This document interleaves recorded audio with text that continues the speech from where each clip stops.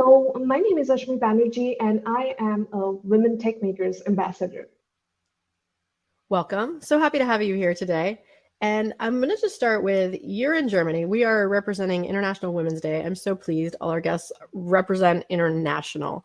But you didn't start in Germany. You started in India, and you have a journey. And so we're going to talk things about tech. We're going to talk about the theme, Dare to Be. We're going to talk about International Women's Day. So I think how I got interested in tech, I was always, I guess, interested in math and science back in school. A part of it, I owe it to my mom. She was teaching me back in school, and she got me interested by math and by science, also very specifically chemistry and physics. And I was extremely scared of biology. And I don't know why, because I always felt that I had to learn a lot and I didn't understand too much because of, I don't know, maybe I didn't have teachers who could explain it that well or some other thing. I always lacked the interest in biology. So what drew me were physics, chemistry, and math.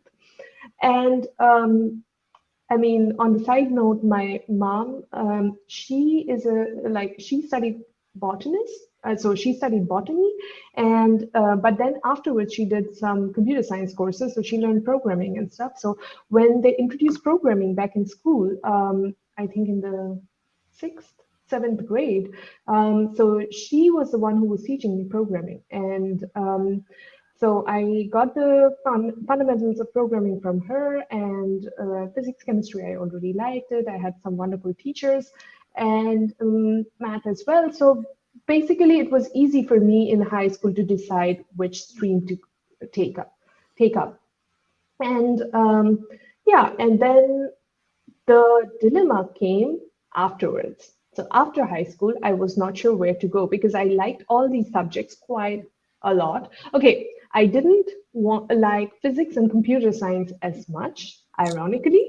And I remember that I was going for like we had our board exams. So people who have studied in India, they know how important it is to score well in your boards.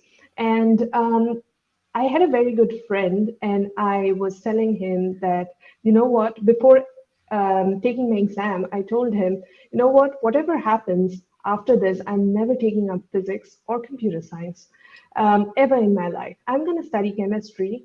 I'm going to be very happy in my life. And he was like, yeah, you know what, it's the same for me. Like, okay, great.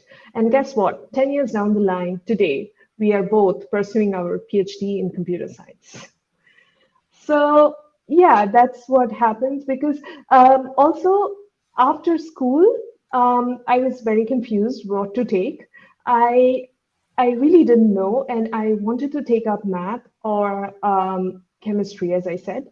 And but then the thing was, like everyone around me kind of made a decision for me, and it's very common in India to make people to like make decisions for others. So or the other way around, I mean, basically, like for others to make a decision for you because I don't know, there's a weird sense of entitlement or whatever in there. And they were like, no, you know what? I think it will be best if you study computer science because that's well suited for you and you will get the equal balance of math and you will also get some application based things. And I think it's going to be just best for you. And honestly, as an 18-year-old, I sounds ironical, but I did not have too much say there. And I took it up. I was like, okay, what can go wrong? And actually, I do not regret it. Um, yeah, I'm happy that I do not regret it, but I'm sure there are lots of people who may have regretted that decision of like others choosing their field of study. Yeah, so that's how I took up computer science, and I studied in India in one of the, they say it's one of the best private colleges in Eastern India. And I am very, very grateful. I don't know about the rankings or anything, but I'm really very, very grateful to my professors who actually instilled a lot of encouragement, confidence, definitely the knowledge part, but I'm just saying that in addition to that, they instilled a lot of positivity in me and also encouraged me to pursue higher studies and got me interested in research. I also got my first publication during my like time at Heritage, so that's my bachelor's institution. And yeah, so that's how it happened, and I was very happy. And then I had good grades, and I thought of like pursuing higher studies. And I really wanted to do it abroad because of, so outside India, because of the facilities and the exposure that you would get, you know. And but then the first thing that comes to your mind as an Indian who wants to study tech outside India is US. But we couldn't afford it. My family couldn't afford the education in the US. And then we were looking for affordable options, but without having to compromise too much with the quality. And we came up with Germany because Germany was very good, and TU Munich is ranked one of the best in Germany, not only in Germany, but also in the world. And it was my dream university, actually.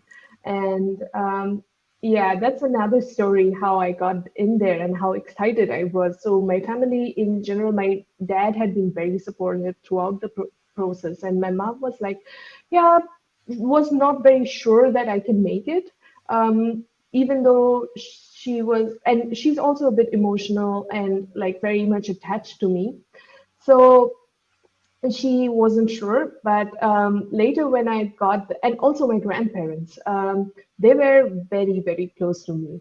And so when I got the offer from TU Munich, I started jumping in joy so much that my dad wasn't there. So my grandparents and my mom, they were like, oh my God, she's so excited and so happy.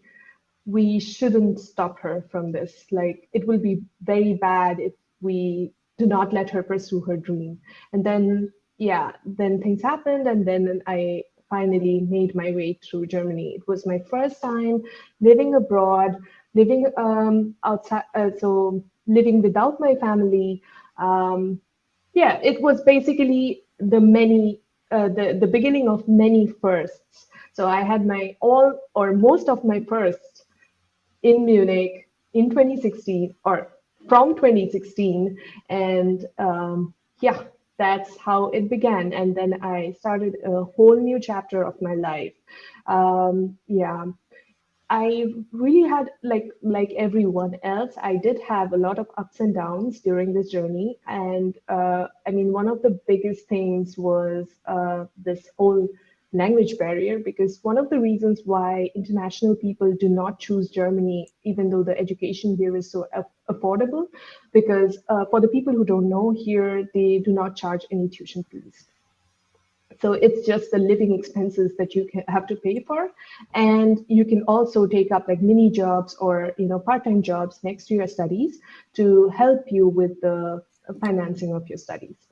And that's why, like, I was. But the main challenge here is that most of the things here are in German. And this challenge actually holds back a lot of people from pursuing their studies here in Germany.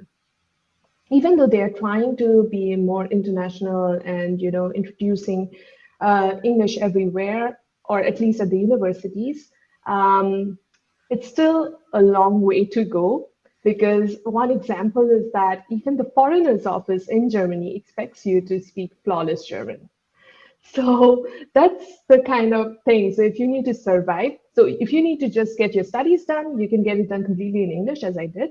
But if you need to really survive and have a life here, you really need to know the language. And thus began my journey of learning the language and learning the culture, adapting it and embracing the culture and getting myself integrated here. I think I had quite a bit of challenge moving to Germany and adapting to the culture and the language and stuff. And as I was sharing with you earlier, that I had to learn the language from scratch, and there were many instances where people have been extremely supportive of the fact that my German is way far from being perfect. And I still make a lot of mistakes, even though, like, on pen and paper, I do have like a B2, but that doesn't make any difference in the quality of German I speak. It's still probably A1. So yeah, and some people made sure that I never feel like I belong here. I unfortunately had certain instances where people would deliberately use a very difficult vocabulary, or difficult idioms, or the way and express things in a way that would be very hard for me to understand as a beginner in learning this language. And but then I, on the other hand, I also had very supportive people who knew that this her German is kind of crappy, so we should accommodate her and still make her feel at home. And because of these people, it makes me worth saying that I am at a place where I can feel comfortable, and I can I can be myself and dare to be. So my bachelor's and my master's were pretty straightforward. They were in computer science, so the broad area of computer science, and master's, a part of it was a bit more focused on data analytics, machine learning, and information retrieval. And I'm basically, for my PhD, I'm continuing the same work that or similar work that I did for my master thesis, which was in the area of information retrievals and recommended systems. Don't worry.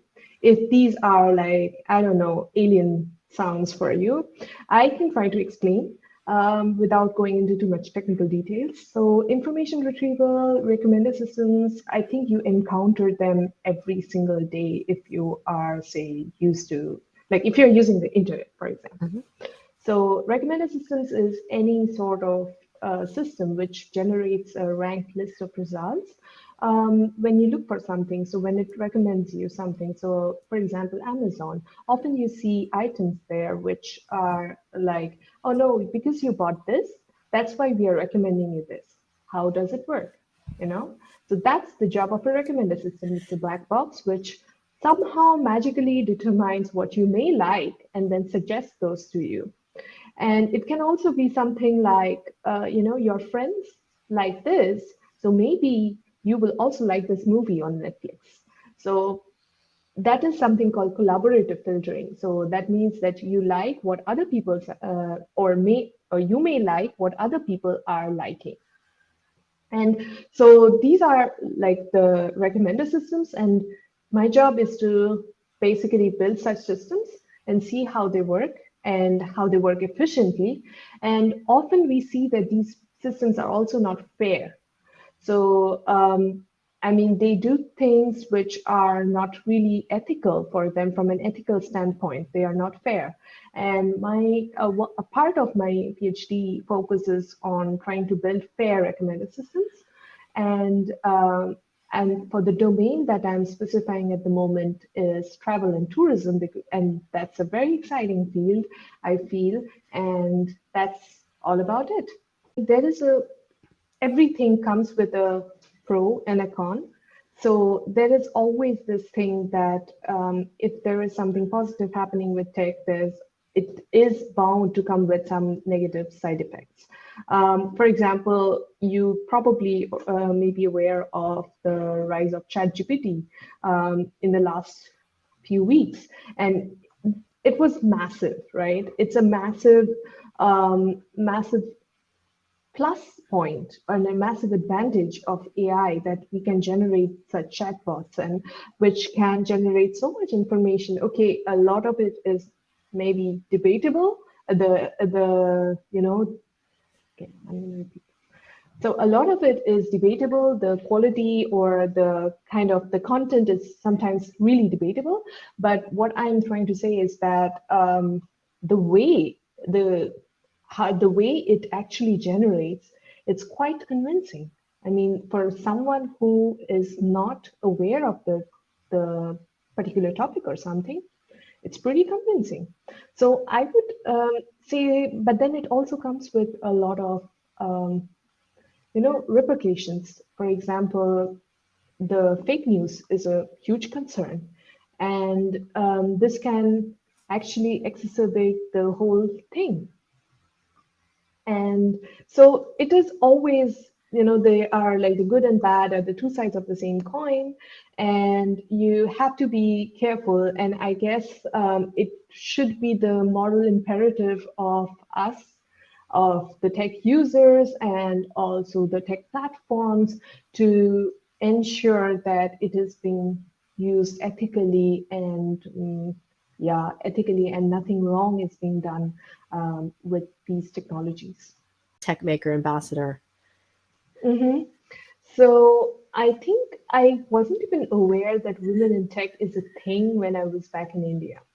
I don't know, it could be my ignorance, or it could be that it was not so prominent actually, because in my class we had almost, I don't know, 50% of the population studying computer science. So, I mean, 50% of the population was female. So it was very hard. I mean, so when I moved to Germany and then I realized, oh, wow, I'm the only female in the class. Wow, that's like weird in a way. And then I came across some nonprofit organizations that are working towards, the closing the gender gap. And I started volunteering for one of them, Munich-based organization. And then I got to see the real picture, that how much gender disparity actually exists in tech. Um, and yeah, that, and then I was organizing like regular events and meetups and hackathons with them. And because in our like free time, trying our best to, do the very little that we can do in order to close this gap. And then I came across Women Techmakers. I think my first introduction to Women Techmakers was this scholarship that they were offering for the fire-based Dev Summit. So there was some travel scholarship back in the days where travel was still allowed. And then they offered this, and I got it, and I received that scholarship, and I went to Prague to attend the summit. And that remains one of my most cherished experiences, conference experiences ever. And it was so well organized and such a nice one. And I got to meet a lot of women tech makers, and I became a Women Tech Makers member at that time. So I would get these regular newsletters and stuff. It was until last year when I got to see some promotion about something called Google Women Developer Academy. And they are like conducting some, I don't know, some week-long public speaking and leadership courses, and you need to apply for it to get selected. So I just applied, I got selected, and it was a turning point in my career and my voluntary activities as well. So after that, I was paired with a mentor who really guided me like a one-on-one, not only in improving my public speaking skills, but also introduced me to other Google community contributions, such as the GDEs, and also the GDG, GDE, and all the other things, the Google community contributions. And yeah, that's how it started. And I was like, these are quite interesting, and these are valuable resources, and really something like it's for a good cause. So why not volunteer for these things? And I applied for the Women Techmakers Ambassador program, and I got selected for it. I was like, not bad. And then I applied for GDE. And very recently, I got to know that I also got selected there. And I was like, okay, not bad. So it's like, I really like it, being an ambassador, because first and foremost is the network. The network is very important for me. It has given me a lot of my friends, a lot of like-minded people. It has connected me with a lot of like-minded people. And this is, I think, a very, very valuable resource that I have received. In addition to the million other opportunities and resources regarding tech or even public speaking or leadership opportunities, etc. So I believe in a quote by Alan Turing. I guess everyone who is in tech knows him.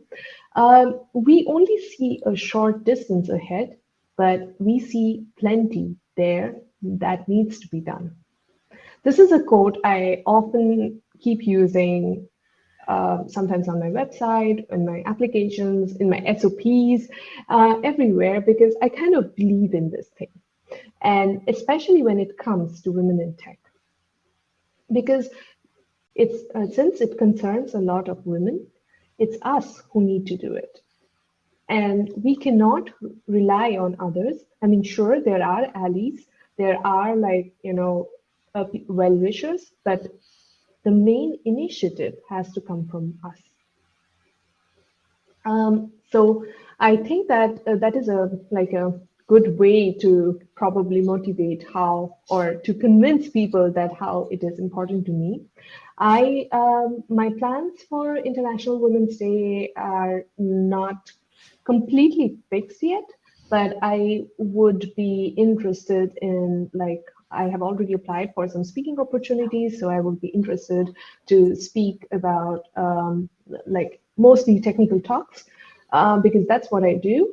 And also to I think that it's not just a month or a day that should be celebrated at International Women's Day or International Women's Month, but the celebration should continue throughout the year. You don't have to have an event specifically dedicated for this purpose to celebrate this, but that's just celebrate the little things that the women around you do, or empower the women around you. And this can be done not only just being a woman, but you can also do it as a man. If you have your mom or your sister or anyone else, any other woman around you doing something good, appreciate it. Praise her for what she's doing, acknowledge her. And I think only that way we can have more women, and we can also build the confidence in general. Maybe this is a bit broader, this caters to a bit broader audience than just tech or women in tech, but I still feel that there is a lot of need to do this for all sorts of women who exist, or the people who consider themselves as women. So it's the awareness. You should support the women who say do not have the means to pursue whatever they want, or a career, or even they are not financially independent. Okay. The one thing that immediately comes to my mind when I hear the phrase "dare to be" is confidence. And I think that women in general, or it's not just I think, but I think it's also backed up with data that women in general lacked. So I think it's not just me, but it's also women in general. They lack confidence. And this is also backed by data that a lot of women suffer from imposter syndrome. So the first thing that comes to my mind when I hear this phrase, dare to be, is confidence. So instill yourself with the confidence, get the confidence, build up the confidence so that you can fight all the odds. I think encouragement is something that should start at the very beginning of your career, at the very beginning of your, say, journey, that is in school or when you're a toddler. And because some people do have an inherent, inherent desire to study tech. What we should look into is that these desires are not being killed by, I don't know, other circumstances, but they can actually grow and mature and become successful women in tech in the future, right? So there is a difference. And if you have like, I don't know about the world, but in India, it's very common that people kind of force you to take up certain streams or certain, make some life choices which might not be your preferred one. And I'm totally against that. So I would say that it's good to encourage someone to do something, but ultimate decision whether that person is going to take up tech or humanities or law or whatever, we should leave that to that person. I think that whether you like a subject or not entirely depends on how your teachers were. I'm sorry, but this is the harsh truth. If your teachers themselves like the subject or themselves have a solid understanding of the subject, you are bound to enjoy that. So I think that there's a very strong correlation between the quality of teachers and your interest in that particular subject. I mean, sometimes I have this conversation with my partner, and he's like, oh, there is a CEO of a tech company. Oh, he's not Indian for a change. Wow. Or Indian origin for a change. So that's kind of the thing. I mean, Indians are everywhere. Yeah. The Prime Minister of England. Oh, yeah, absolutely. I mean, yeah, Indian origin people, it's safer to say that way, but yeah, you know what I mean. Yes. No, it's important because I think that the United States, I mean, obviously part of International Women's Day is how do we all collaborate? How do we all be friends? How do we all work together? How do we all hold hands?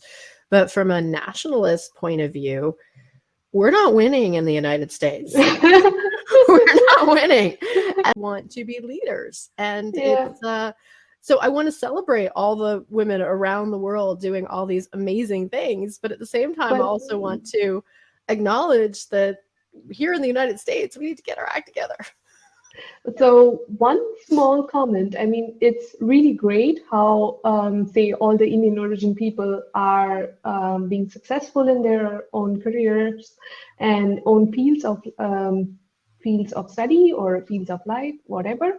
But the sad truth is that it's only a very little percentage compared to the entire population of India. So if you still visit India, if you still ever have the chance to visit India, you will see that a major section of India is still under the poverty level. And they are still striving very hard to make their ends meet, to get score 2 full meals a day. And let's not talk about since this is about the International Women's Day, if we focus on the women of India, especially in the rural or the not so educated fraction, it's pathetic, honestly. It's really bad. I mean, we don't hear about them that often, but there's a lot that needs to be done there. So if we are reaching out to a broader audience through this recording, then I would say that if you are interested in bringing about a change, then go and support these women. Not only just financially, but also they need a lot of social upliftment. I struggle in I'm trying to learn something new, and you are clearly working very hard, and there's gaps in, presenting with perfect German. And these are our struggles. But they're on a totally different scale than literally probably over 1 billion people on this planet. Absolutely. I mean, a good starting point could be to, go there, establish connections with them. And if you still if that is hard for you, another option could be to look up for NGOs who do that and then support them. I mean, there are lots of people or NGOs even that I'm aware of that they have ambitious dreams. They want to accomplish a lot, but they do not have the means, the financial means to do that. And maybe then support them financially. So there are NGOs which let you support the education of a girl child. And So you can totally do that. Living here, and then you can also, like, you get assigned to a girl child or a particular person, and then you can contribute financially for that person's education until, I think, college or something. If I'm not wrong. So this is a good first step, I would say, if you don't want to, or if you don't have the time and capacity to do the groundwork on the ground. I mean, most of us, even I personally, do not have the capacity to do it because I am based in Germany, and it's not possible for me to go there and do it. Be there and do it. But what we can do is, like, support the initiatives that are already there, support the people who would like to make a difference there. And yeah, I think that can bring about some change. Of education really being an important tool to lift people out of poverty. Yes. And it's not just poverty, it is like abusive relationships, abusive marriages, and a lot of other things. For that, maybe they are not really below the poverty line. I mean, the people say, for example, the women who are in abusive relationships, they are not necessarily below the poverty line. Maybe they are super rich. But still, just because they do not have the financial capacity to come out of the relationships and be financially independent, because they are homemakers, or they are they are not working, that's why they have to stay in these relationships. And I think International Women's Day should extend to these people as well.